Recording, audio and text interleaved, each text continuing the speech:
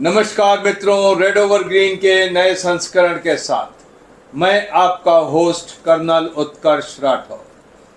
मित्रों, आज चर्चा करते हैं भारतीय वायुसेना की और इसके लिए हमारे साथ हैं ग्रुप कैप्टन उत्तम कुमार देवनाथ, जिनसे आप भली भांति परिचित हैं। सर, आपका इस चर्चा में स्वागत है। मैं चाहूँगा कि आप अपने बारे में हमारे दर्शकों को कुछ बताएं। Colonel Rathore, thank you very much. मैं इंडियन एयरफोर्स बतौर पायलट 1979 में कमीशन हुआ और शुरुआत के दिनों में मैंने हंटर उड़ाया, नैट उड़ाया, अजीत फाइटर एयरक्राफ्ट उड़ाया और लास्ट में मैंने मिग 23 विमान उड़ाया। तो मेरे लिए कर्नल राठौर ये बहुत ही गौरव की बात है कि आज आप मेरे सामने हैं और मुझे आपसे एयरफोर्स के बारे में बात करने का आनंद मिल रहा है। हमें भी बहुत खुशी होगी सर। हम चाहते हैं कि आप बताएं भारतीय वायुसेना की मौजूदा हालत क्या है। हाँ कर्नल राठौर, देखिए, जहां तक भारतीय वायुसेना है, हमें भारत सरकार ने 3 काम दिए हैं।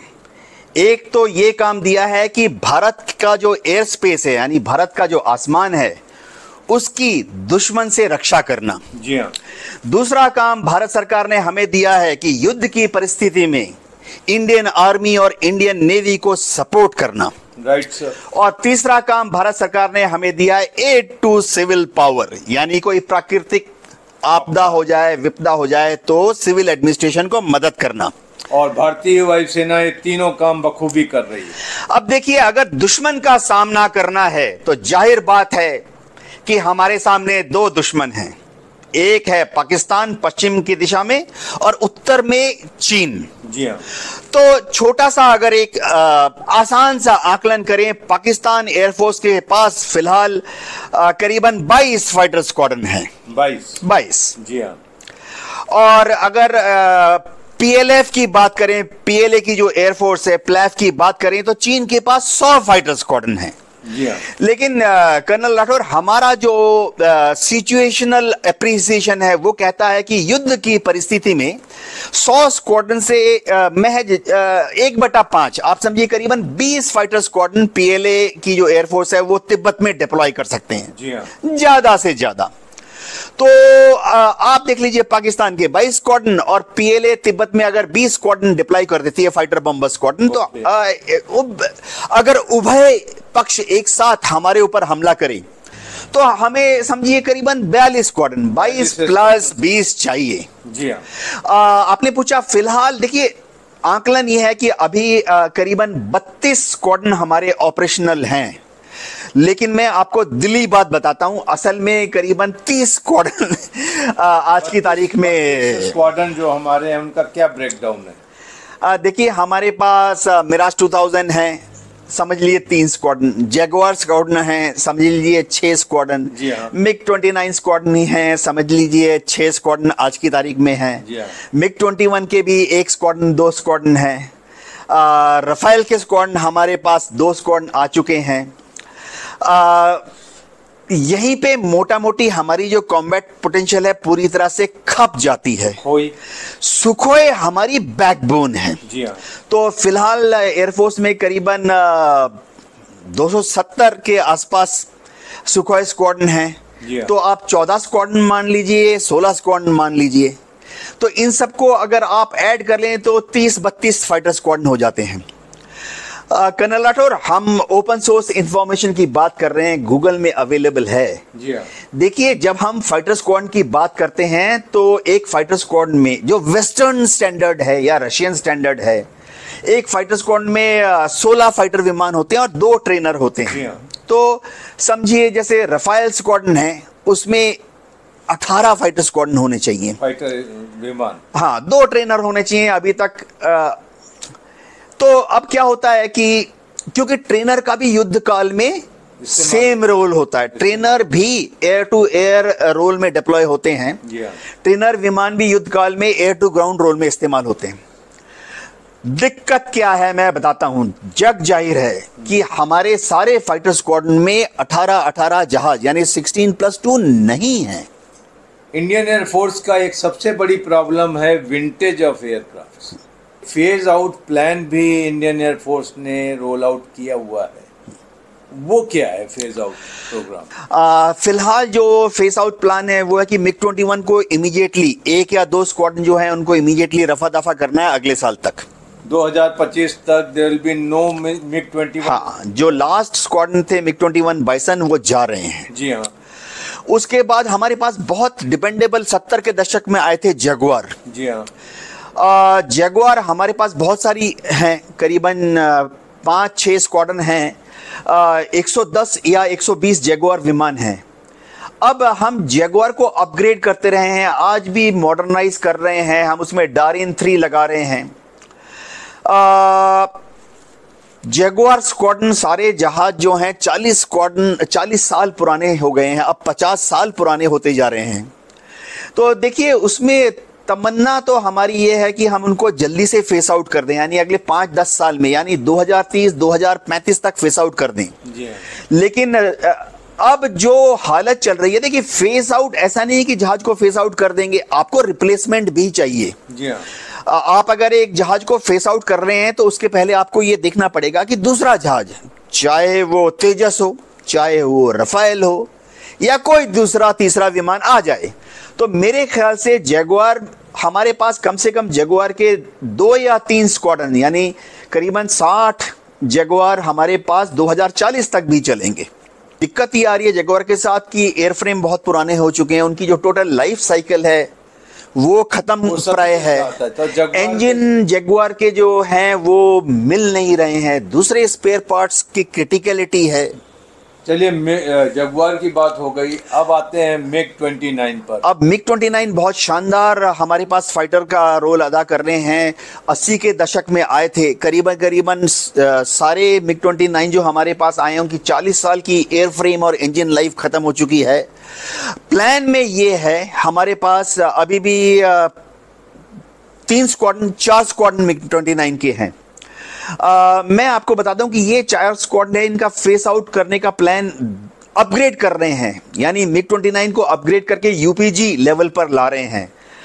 रशिया मदद कर रहा है, इजराइल मदद कर रहा है मिग 29 अपग्रेड में। तो अपग्रेड के बाद ये जहाज 2040 तक हमारे पास चलेंगे। रीजन ये है कि हमारे पास एक बढ़िया इंटरसेप्टर चाहिए पॉइंट डिफेंस के लिए। तो अगर एयरफोर्स को आप 32 स्क्वाड्रन या 30 स्क्वाड्रन से चला रहे हैं तो मिग 29 हमें चाहिए 2040 तक चाहिए। थोड़ी क्रिटिकली लॉन्ग स्ट्रेच्ड टेन्योर हो रहा है। दिक्कत मिग 29 के साथ यह आ रही है कि रशिया अपने उलझनों में फंसा हुआ है, यूक्रेन का युद्ध चल रहा है, उसके इंजन जो है रिप्लेसमेंट में हमें कहीं से नहीं मिल रहे हैं। तो हम उम्मीद करते हैं कि जब यूक्रेन का युद्ध खत्म हो जाएगा तब रशिया अपनी जो प्रोडक्शन लाइन है, खासतौर जो ओवरऑलिंग लाइन है, हमने रशिया को बहुत सारे मिग 29 के पुराने इंजन दिए हैं ओवरऑल होने के लिए, वो ओवरऑल होके आएंगे हमारे पास। लेकिन वो रशिया ने बोला है तभी आएंगे जब यूक्रेन का युद्ध खत्म हो जाएगा। बीच में सुना था कि हम रशिया से कोई एक स्क्वाड्रन मिग 29 का और मॉथ बॉल कंडीशन में खरीद रहे हैं, फिर बाद में एयरफोर्स ने कहा हम नहीं खरीद रहे, तो वो क्यों ऐसा हुआ? देखिए हमारी एयरफोर्स आज़ादी के बाद से ही एक ट्रेडिशन रही है कि हम लोग हमारी एयरफोर्स में एक जहाज को तब तक उड़ाते रहते हैं जब तक कि उसके स्पेयर पार्ट मिलते हैं। जी हाँ। पश्चिमी देशों में आमतौर पे एक फाइटर विमान को 30-40 साल के बाद रिटायर कर देते हैं। रूस की एयरफोर्स भी एक फाइटर विमान को 40 साल 45 साल तक रिटायर कर देती है। जी हाँ। इंडियन एयरफोर्स में हम क्या करते हैं कि दुनिया भर में देख लेते हैं कि उसके स्पेयर पार्ट कहीं पर मिल जाए। अगर रूस में नहीं मिल रहा तो वियतनाम में मिल जाएगा, वियतनाम में नहीं मिल रहा तो चेकोस्लोवाकिया में मिल जाएगा, वहां नहीं मिल रहा तो पोलैंड में मिल जाएगा। आपने मिग 29 की बात कर दी, जग जाहिर है, इसमें कोई सीक्रेट बात नहीं है। मिग 29 जहां जहां उड़ रहा था, चाहे वो पोलैंड हो, चाहे वो इजिप्ट हो, चाहे वो ईस्ट जर्मनी हो, हम क्या करते हैं कि इन सब देशों में जाके उनके यहाँ जो मॉथ बॉल्ड मिग 29 है उसका एयर फ्रेम या उसका इंजन या उसका हाइड्रोलिक पंप या उसका जनरेटर खोल के ले आते हैं। भारत में हिंदुस्तान एरोनॉटिक्स लिमिटेड उसका बहुत बढ़िया सर्विसिंग कर देती है और हम उसको उड़ाते हैं। अभी मिग 29 की ये बात हो गई। अब एक जहाज बचता है मिराज। मिराज के साथ क्या समस्या है? मिराज 2000। मिराज 2000 शुरुआती इंडक्शन अगर देखें तो वो 80 के दशक में आया था। शुरुआती दशक में अगर आप देखें 85-86 में 1985-86 में पहले आने शुरू हो गए थे, और जब तक हमने उसका चौथा स्क्वाड्रन रेस किया ग्वालियर में, तो लास्ट जो एयरफ्रेम और इंजन आए थे वो 1995 तक 1997 तक आए थे। तो मिराज 2000 में क्या है कि अब पुराने एयरफ्रेम हैं, कुछ जहाज ऐसे भी डैमेज हो गए ग्राउंड एक्सीडेंट में या एयर क्रैश में, तो अभी प्रैक्टिकली 3 मिराज 2000 के स्क्वाड्रन बचे हैं। तो कर्नल राठौर, फ्रांस से हमें उसकी जो इंजीनियरिंग सपोर्ट मिलती है बहुत अच्छी है, अभी स्पेयर पार्ट्स सपोर्ट अभी भी अच्छी मिल जाती है। इसकी बहुत बड़ी वजह यह है कि फ्रांस ने जब मिराज 2000 को प्रोडक्शन लाइन बंद किया तो उसके काफ़ी सारे कंपोनेंट ऐसे थे जो कि फ्रांस ने मिराज 2000 के बाद, मैं दसों की बात कर रहा हूं, उन्होंने काफ़ी सारे ऐसे कंपोनेंट उन्होंने रफायल में अडॉप्ट कर लिए। एविएशन में, खासतौर से फाइटर्स में बड़ा कॉमन है। तो रफायल के कुछ कंपोनेंट ऐसे हैं जो कि हम थोड़ा 19-20 करके फ्रांस हमें मिराज 2000 में लगाने के लिए दे रहा है। मिराज बाकी जगहों से भी हमने सुना था, कतर वगैरह से भी ला रहे हैं। हाँ, तो मिराज 2000 दुनिया में जहां जहां जो एयरफोर्स, आपने 2-3 देशों के नाम लिए, जब वो मिराज 2000 अपने छोड़ते हैं तो भारत की सरकार की आशीर्वाद के साथ इंडियन एयरफोर्स के इंजीनियर वहां चले जाते हैं और देखते हैं कि क्या उनके एयरफोर्स से जो मिराज 2000 निकल रहे हैं पुराने होकर, क्या हम उसके एयरफ्रेम को, इंजन को भारत ला सकते हैं। कई बार ऐसा होता है कि एयरफ्रेम जो है उसकी टोटल टेक्निकल लाइफ TTL खत्म हो गई है, लेकिन उसमें कंपोनेंट्स मिल जाते हैं। अब उसका रेडियो सेट खोल लाते हैं, या उसका एयरफ्रेम भी अगर हम शिप में उठाकर इंडिया में ले आते हैं तो उसका हाइड्रोलिक पंप हो गया, जनरेटर हो गया, उसका एयर कंप्रेसर यानी जो न्यूमेटिक सिस्टम है, उसका जो रिक्यूपरेटर है, वो खोल के हम इस्तेमाल कर लेते हैं। अब आती है बात तेजस की। तो हमारी जो हिंदुस्तान का बना जहाज है तेजस, वो कितने स्क्वाड्रन है? हाँ कर्नल राठौर, तेजस जो है ये अपने जो टाइम फ्रेम है उससे 5 साल 10 साल पीछे चल रहा है। जी हाँ। तेजस का जो प्रोटोटाइप था वो 2001 में हमने उड़ाया था, और मैं गर्व के साथ कह सकता हूं कि मेरा ही coursemate wing commander Rajiv Kothiyal ने सबसे पहली सॉर्टी की थी तेजस विमान में। प्रोटोटाइप था 2001 में। जी हाँ। अब उसके बाद HAL ने, DRDO ने तेजस को विकसित किया। तेजस विकसित होते होते हम बोलते हैं इनिशियल ऑपरेशनल क्लियरेंस, यानी तेजस से basic weapon system, simple gun firing, simple rocket missile firing, simple bomb dropping, initial operational clearance हमें 2017-18 में मिला। सर, ये जो चीज तो बताने जा रहे हैं बहुत इम्पोर्टेंट है दर्शकों हाँ। के लिए। ये 3 स्टेजेस होती हैं, हाँ। इनको जरा तफसील से बताइए और इनके साथ कितना टाइम लगता है वो बताएं। तो जब इनिशियल ऑपरेशनल क्लियरेंस हो गया, यानी तेजस जो है बेसिक वेपन सिस्टम फायर कर सकता है एयर टू ग्राउंड रोल में, एयर टू एयर रोल में, तो हमने उसका नाम दे दिया तेजस मार्क 1। जी हाँ। और आज तक तेजस मार्क 1 के 2 स्क्वाड्रन यानी करीबन 40 तेजस मार्क 1 इंडक्ट हो गए हैं। ओके। इसके बाद एयरफोर्स ने बोला कि अब इसको थोड़ा एडवांस वर्जन कर दो। तो हम बनाने जा रहे हैं बहुत जल्दी तेजस मार्क 1A। अभी बना नहीं। HAL बोल रही है कि इस साल के अंत तक पहला तेजस मार्क 1A दे देंगे। ओके।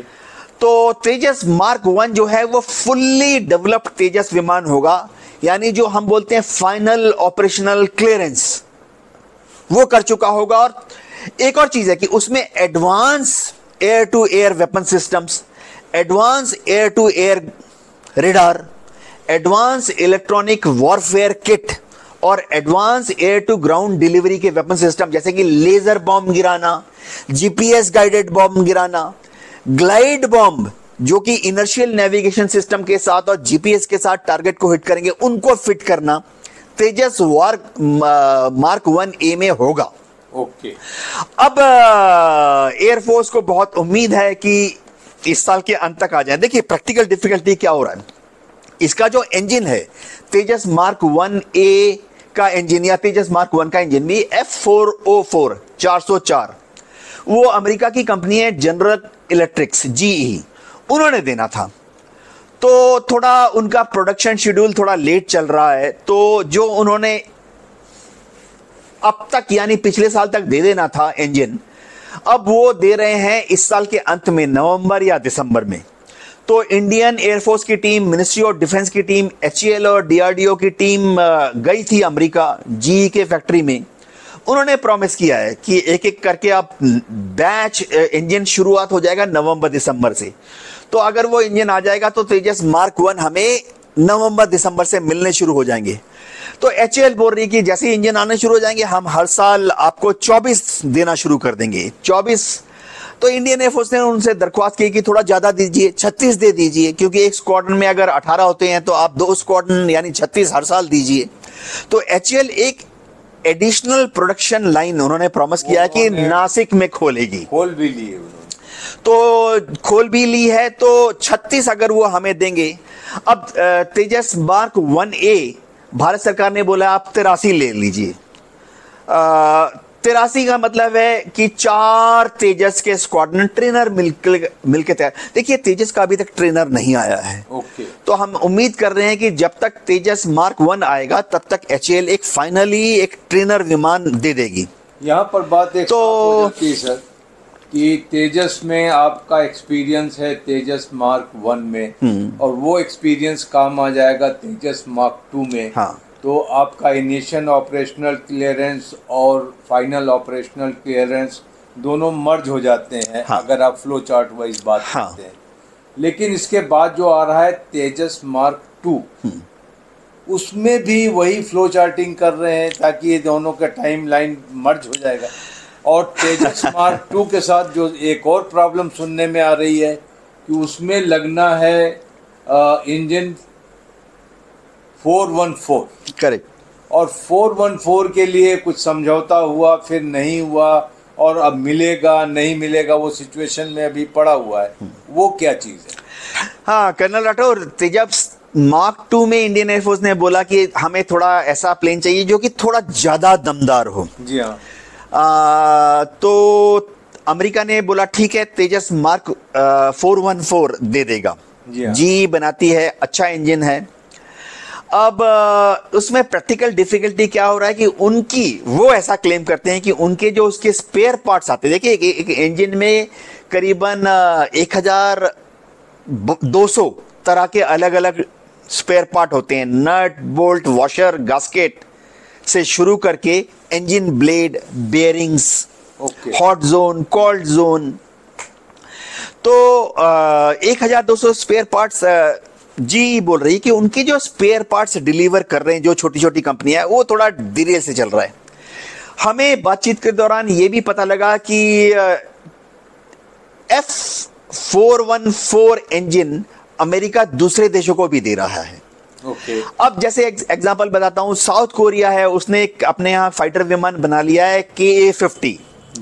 अब साउथ कोरिया का जो ये KA-50 है फिलहाल F404 इंजन से उड़ रहा है। ओके। और उनकी एयरफोर्स बोल रही है कि उसमें मजा नहीं आ रहा, थोड़ा और दम चाहिए। जी हाँ। तो उन्होंने हमसे पहले एक डिमांड कर ली, कॉन्ट्रैक्ट साइन कर लिया। तो जाहिर बात है जो देश अमेरिका के साथ GE के साथ F414 का कॉन्ट्रैक्ट पहले साइन कर लेगा। अब साउथ कोरिया ने पहले साइन करी तो उनकी डिलीवरी शेड्यूल पहले चालू होगी। तो जब साउथ कोरिया को अमेरिका सारे F414 इंजन दे देगा उसके बाद वो भारत को देगा। तो क्या ये जो तेजस मार्क 2 की टाइमलाइन HAL क्लेम करती है वो मीट कर पाएंगे हम लोग? देखिए उम्मीद में दुनिया जिंदा है, मैं बड़ा पॉजिटिव आउटलुक रखता हूं। HAL में भी सब बहुत आशावादी लोग हैं। वो कहते हैं कि वो तेजस मार्क 2 का प्रोटोटाइप दे देंगे 2026 तक, 2027 तक। देखिए, प्रोटोटाइप से समझना पड़ेगा। इंजीनियरिंग मॉडल बनता है, स्केल मॉडल बनता है, वो उड़ता नहीं है। उसके बाद प्रोटोटाइप बनाते हैं जिसमें कि बेसिक एयरफ्रेम होता है, बेसिक इंजन लगा होता है, बस इतना ही उड़ाते हैं। प्रोटोटाइप, उसमें हथियार नहीं होते हैं। तो मुझे लगता है कि वो तेजस मार्क 2 का जो प्रोटोटाइप है हमें 2029-2030 तक दे देंगे। ये तेजस मार्क 2 के लिए जो अनसर्टेनिटी चल रही है, तो अगर इसमें अनसर्टेनिटी है तो AMCA का भी प्रोजेक्ट हमको सुनने में आता है। हाँ, जो HAL कहता है कि हम बनाएंगे, वो क्या है? देखिए, HAL, DRDO, इंडियन एयरफोर्स तीनों एक ही साथ खड़े हैं। इंडियन एयरफोर्स को ऐसा फाइटर विमान चाहिए जो कि भविष्य में, आप जैसे सुनते हैं कि चाइना ने J-20 बना लिए, चाइना दावा करती है कि उसने 100 J-20 बना के उड़ाने शुरू कर दिए हैं। 5th जनरेशन का स्टेल्थ फाइटर विमान है। अब सुना है कि पाकिस्तान भी चीन से J-31 खरीदने की कोशिश कर रहा है। तो अगर पाकिस्तान के पास भी J-31 आ जाए, सुना है वो भी ऑलमोस्ट करीबन 5th जनरेशन स्टेल्थ फाइटर विमान है। तो इंडियन एयरफोर्स के पास फिलहाल 5th जनरेशन के लायक, देखिए हमारे पास जो कुछ है लेटेस्ट 4.5 जनरेशन का है। तो अगर हम भी चाहते हैं कि हमारे पास स्टेल्थ विमान हो, 5th जनरेशन का हो, तो करीबन AMCA का जो हमने GSQR, ASQR, air staff qualifying requirement दिए हैं, AMCA को हमने बोला है कि 5th जनरेशन का होना चाहिए, बहुत बढ़िया स्टेल्थ कैपेबिलिटीज होनी चाहिए। बन जाएगा तो एयरफोर्स जरूरत के मुताबिक थोड़ा सा कॉम्प्रोमाइज भी कर लेगी। तो एयरफोर्स ने जो कॉम्प्रोमाइज डिजाइन बनाया है अभी तेजस AMCA का, वो HAL और DRDO बोल रहे हैं कि 2035 में प्रोटोटाइप दे देंगे। तो यहाँ पर 2035 में AMCA का प्रोटोटाइप है, 2025-26 में तेजस मार्क 2 का प्रोटोटाइप है, और तेजस मार्क 1 अल्फा का प्रोटोटाइप अभी देना उन्होंने 2025 में। तो HAL के पास बहुत काम है। अभी यहाँ पर एक बात आती है कि AMCA और तेजस की वजह से बीच में MRCA खरीदना बंद करना, फिर खरीदेंगे नहीं खरीदेंगे, ये डील डॉल चलती रही काफ़ी दिनों तक, और अभी एकदम से फिर हमने ग्लोबल इंटरेस्ट दिखाया है और फिर से बातें शुरू हो गई हैं। बात अब आके वहीं अटकती है कि हमें 125 विमान चाहिए ही चाहिए। वो हाँ, क्या है? देखिए, MRCA का आपने नाम लिया, मल्टी रोल कॉम्बैट एयरक्राफ्ट। सारे एयरफोर्सेस में जो फाइटर विमान होते हैं, बॉम्बर विमान होते हैं, वो 3 तरह के होते हैं। एक होते हैं हल्के, जी हाँ, एक होते हैं मीडियम रोल, एक होते हैं थोड़ा सा हैवी रोल। जी हाँ। तो अगर हमारी एयरफोर्स को थोड़ा मजबूत होना है, सशक्त होना है, दुश्मन को एक पंच देना है, तो हमें MRCA चाहिए। MRCA का मतलब क्या है? उसमें हम ज्यादा बॉम्ब्स ले जा पाएंगे। देखिए, एक हल्के फाइटर विमान में आप 2 बॉम्ब्स ले जा सकते हैं। अब एक मीडियम टाइप फाइटर विमान है, उसमें आप 4 बॉम्ब ले जा सकते हैं, 6 बॉम्ब ले जा सकते हैं। लेकिन आपको कुछ ऐसे फाइटर या बॉम्बर की दरकार होती है जो कि जरा ज्यादा टनेज लेके जा सकें। जी हाँ। 6 हैवी बॉम्ब। अब बॉम्ब की कैटेगरी होती है, अब 250 किलो का बॉम्ब, 500 किलो का बॉम्ब। अब देखिए, इजराइल में युद्ध हो रहा है, इजराइल की एयरफोर्स 1000 किलो का बॉम्ब्स गिरा रही है, यानी 2000 पाउंड के बॉम्ब गिरा रही है हमास के ठिकानों पर। तो अगर एयरफोर्स में हमें ऐसे फाइटर विमान चाहिए कि जो हैवी बॉम्ब ले जा सके, आंख बंद करके 500 किलो यानी 1000 पाउंडर बॉम्ब ले जा सके, आंख बंद करके 1000 किलो का बॉम्ब यानी एक बॉम्ब 1000 किलो का, एक बॉम्ब 2000 पाउंड का ले जा सकें, तो हमें हैवी बॉम्बर्स चाहिए। MRCA उसमें फिट होता है। अब इनको HAL ने बनाने से अपनी असमर्थता फिलहाल जताई है। तो कहां से आएंगे? या तो मत लो या विदेशों से ले लो। MRCA में हमने ग्लोबल टेंडर दिए हैं, दुनिया के काफी देशों ने इंटरेस्ट दिखाया है। हमारे जो ASQR है उसके हिसाब से दुनिया ने हमें अलग अलग तरह के वेपन सिस्टम्स दिए हैं। रूस कह रहा है कि सुखोई 35 ले लो। रूस तो ये भी बोल रहा है कि सुखोई 57 ले लो, जो कि मोटा मोटी MRCA और स्टेल्थ जी हाँ। 5th जनरेशन फाइटर विमान की रिक्वायरमेंट मीट कर सकता है। अब यूरोप में यूरोपियन कंट्रीज बोल रहे हैं यूरो फाइटर ले लो। अमेरिका बोल रहा है कि आप F-35 ले लो, F-18 ले लो। जी हाँ। तो MRCA में हमें दुनिया के काफी देश काफी कुछ ऑफर कर रहे हैं। फ्रांस जो है वो रफाइल का एडवांस वर्जन बना रहा है। फ्रांस ने यह भी कहा था कि उन्होंने एक प्रोजेक्ट बंद कर दिया, मिराज 4000। तो अगर इंडियन एयरफोर्स चाहती है तो वो मिराज 4000 का प्रोजेक्ट फिर से शुरू कर सकते हैं। लेकिन दिक्कत क्या आ रही है? दिक्कत ये आ रही है कर्नल राठौर, देखिए फंडिंग बहुत बड़ी समस्या है हमारी एयरफोर्स में। मैं आप मोटा मोटी बता देता हूं कि लाइट फाइटर विमान 500 करोड़ में आ जाते हैं, तेजस अगर HAL बनाए तो। हाँ, जो मीडियम टाइप फाइटर विमान है वो 1000 करोड़ का एक आ जाता है। समझिए जैसे अब हम रफाइल ले रहे हैं। जी हाँ। सुखोई 30 हमारे पास उड़ रहे हैं, 1000 करोड़। लेकिन जब हम MRCA की बात कर रहे हैं और ये सोचकर कि MRCA अगर आज की तारीख में कॉन्ट्रैक्ट फाइनलाइज करते हैं तो फाइनल इंक साइन होते होते 5 साल लग जाएंगे, प्रोडक्शन होते होते 10 साल लग जाएंगे, डिलीवरी होते होते 2035-2040 हो जाएगा। पहला MRCA अगर आया तो 2040 में आ जाएगा। कीमत 2000 करोड़ रुपए एक एक एयरफ्रेम की है। इंडियन एयरफोर्स की अगर आप इन्वेंट्री देखें तो हमने 6 तरीके के विमान देख लिए। ये एक अगर हम बात करते हैं मिलिट्री की इन्वेंट्री का सबसे बड़ी जो बैकबोन होती है वो होती है स्टैंडर्डाइजेशन, जिसके मास्टर्स हैं रशियंस। तो आप अगर 6 तरीके के विमान रखेंगे तो आपके पास 6 तरीके के पायलट्स होंगे और 6 तरीके के आपके टेक्नीशियंस होंगे। तो ये एक मुश्किल नहीं आती है। बहुत अच्छा सवाल आपने पूछा कर्नल राठौर। देखिए इंडियन एयरफोर्स क्या चाहती है, मैं फाइटर बॉम्बर की ही बात करूंगा कि हमारे पास अगर भारत सरकार 40 स्क्वाड्रन दे सकती है, 42 स्क्वाड्रन दे सकती है, तो 1/3 समझिए 12 या 14 स्क्वाड्रन तो पुराने वाले हों। जी हाँ। ऑब्वियसली यूएस एयरफोर्स भी पुराने फाइटर विमान इस्तेमाल करती है। हम क्या चाहेंगे कि हमारे पास 1/3 विमान यानी 14-15 स्क्वाड्रन जो है वो थोड़ा मिडिल एज के हों, यानी बस 20 साल पुराने, 15 साल पुराने।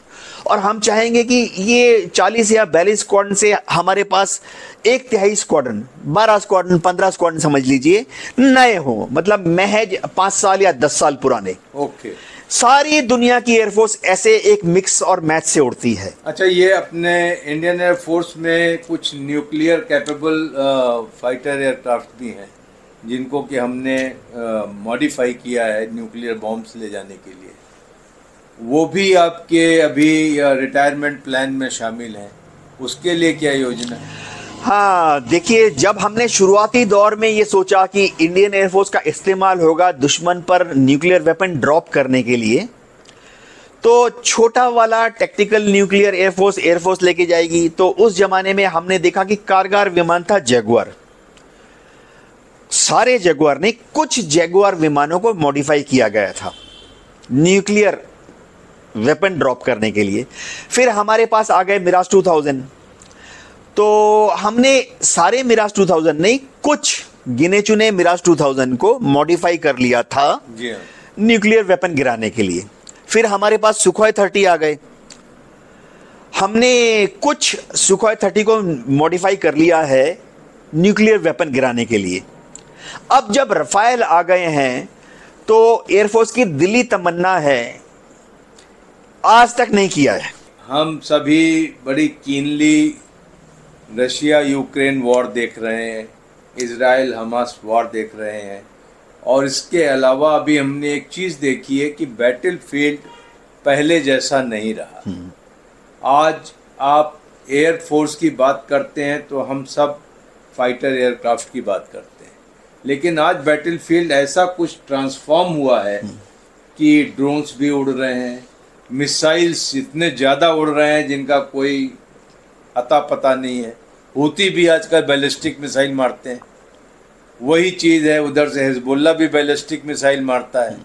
तो आजकल ये सिचुएशन आ गई है कि लगता है फाइटर एयरक्राफ्ट्स का रोल ही ख़त्म हो गया है, या कि एयर डिफेंस की कैपेबिलिटी इतनी ज़्यादा होनी चाहिए एक कंट्री के पास, अगर उसे टैक्टिकल बैटल एरिया में सरवाइव करना हो या डेप्थ एरिया में सरवाइव करना हो। अब देखिए अभी यूक्रेन की एयरफोर्स प्रैक्टिकली ख़त्म हो गई है, लेकिन वो अपने बॉम्ब से और मिसाइल से कहाँ कहाँ पहुँचा हुआ है।